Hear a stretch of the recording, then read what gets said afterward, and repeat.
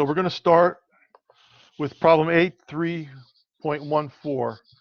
The data set about speed dating includes like ratings of male dates made by female dates. The summary stats are, so they got summary stats. There's 191 observations.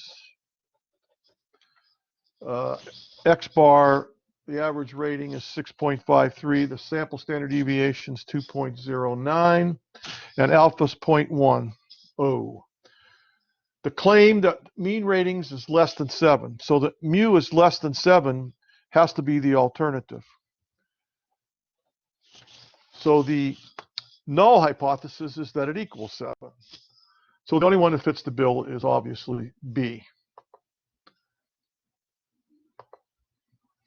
Okay. The next question is determine the test statistic. So we could do that directly, or we could just use StatCrunch and we'll get all the other things that we need. So I'll go to StatCrunch.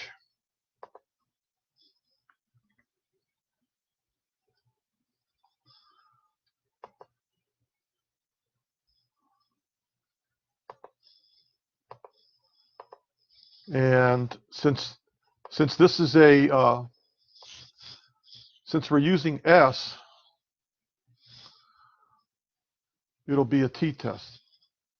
One sample with summary.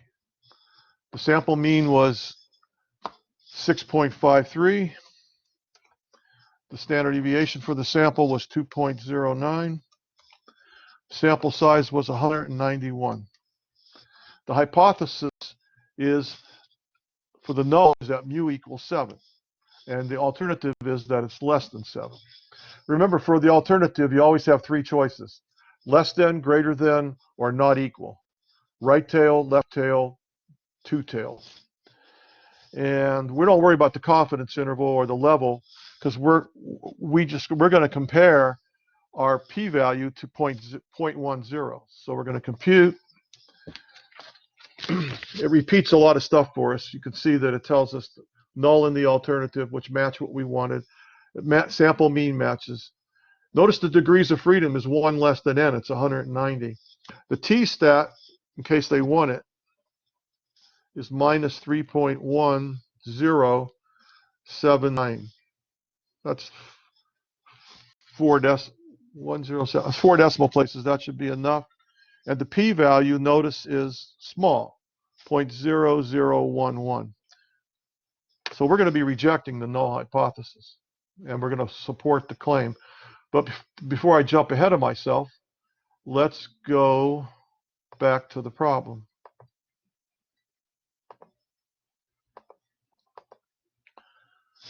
So the first thing they wanted to know was the test statistic.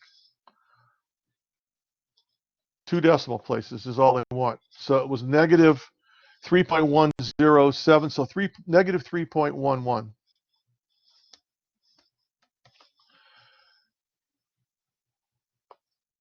Check the answer. And then they're going to ask us for the p-value. I knew it. So around the 3 decimal places, so it's 0.001, which is less than alpha. Alpha was 0.01.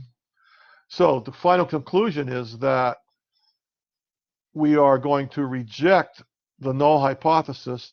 There is sufficient evidence to conclude that the mean proportions rating is less than 7. We're supporting the claim. If you look in B above, we're supporting the claim because we're rejecting the null. Check the answer. Good job. Okay, so that was question 8.3.14. Now we're going to go to 23. So I'm just going to jump ahead. And there it is, 8.3.23. Okay, assume that the simple random sample has been selected from a normally distributed population and test the given claim, identify the null alternative, the test statistic, the p-value, and state the final conclusion. So this is real similar, only here, instead of summary stats, as in the problem 14, we now have the raw data. We can do the claim right now.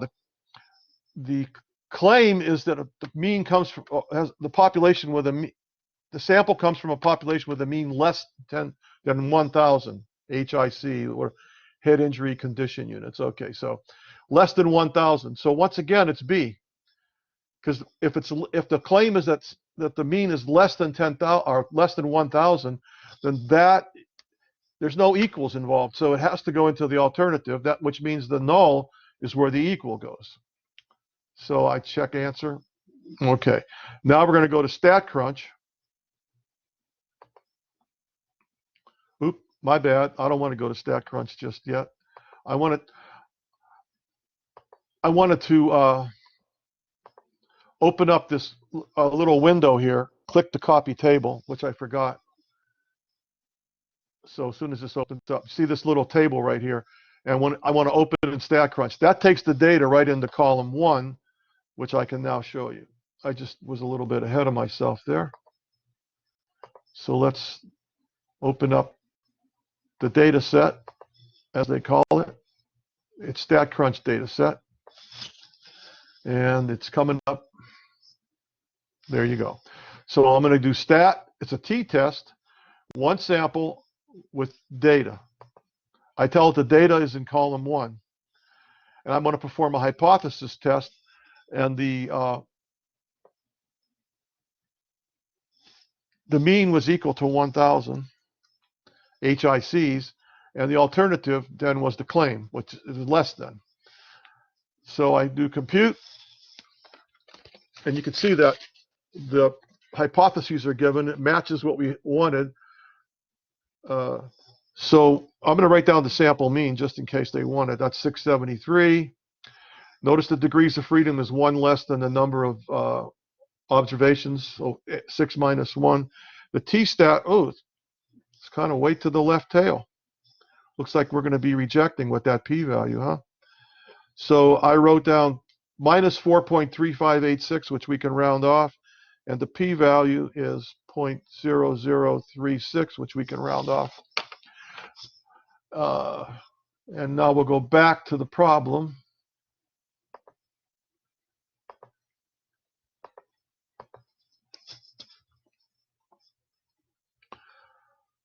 So they want the t-test statistic rounded to 3 decimal places, so that'll be minus 4.359. Negative 4.359. Check answer. Good job. They want the p-value to 4 decimal places. 0.0036. Oop. I don't know how that happened. 0.036. Oh, I hit the slash. That's gives me the division. Okay. And state the final conclusion. Well, the p-value is low, so we're going to reject the null. If the p is low, the null must go. There is sufficient evidence to support the claim that the sample comes from a population with a mean less than 100 or 1,000. I keep saying that, 1,000, whatever those are. All right, so we're good to go. And the next problem is 8.3.26. Probably pretty similar. Let's see what it says. The accompanying data table lists the magnitudes of 50 earthquakes. So that's my n. So once again, the degrees of freedom is 49, if it matters. The test to claim that the population of earthquakes has a mean magnitude greater than 1. So mu greater than 1, that has to be the alternative. So the null is mu equals 1 or less than or equal. Alpha is 0.05. So we can compare that to the p-value. Once again, this is raw data. So I open up this icon, and I'm going to do this first. Right here, I'm going to open in StatCrunch. And before I do that, I'm going to come back to the problem. I can close this because I already moved the data. I'm going to deal with the claim. The claim was that mu is greater than 1. So once again, it's B. It's the only one that fits.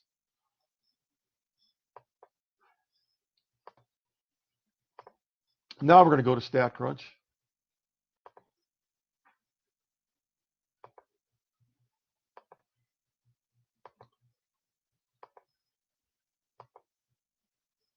Oop, not StatCrunch.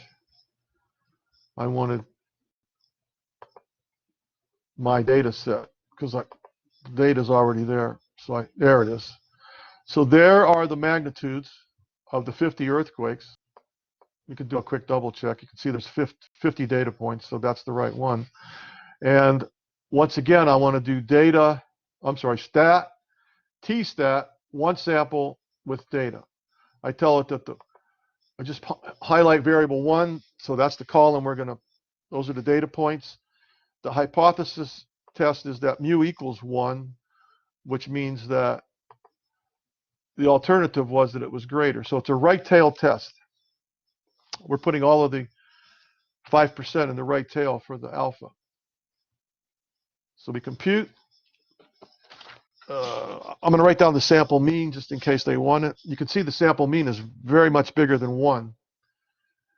Degrees of freedom. The t-stat is 2.2090, and the p-value is certainly less than 0.05, 0.0159. So we'll close that. Back to the problem so we can answer the questions. So the test statistic, the t-test statistic to 2 decimal places. So that'll be 2.21. It was 2.2090, so 2.21. And then I want the p-value rounded to 3 decimal places would be 0.16. Oop, forgot the 0. 0.16. There you go. And finally, since the p is low, we're going to reject the null. So which one of A or B makes more sense? Is there insufficient evidence to conclude it, or is there sufficient? There's sufficient evidence to conclude that we're going to support the alternative hypothesis. If you recall, if I just look up there, it's that mu is greater than 1. That's what we're supporting. We're supporting the alternative hypothesis. So there you go. That's it in a nutshell. I'm at your service. Over and out.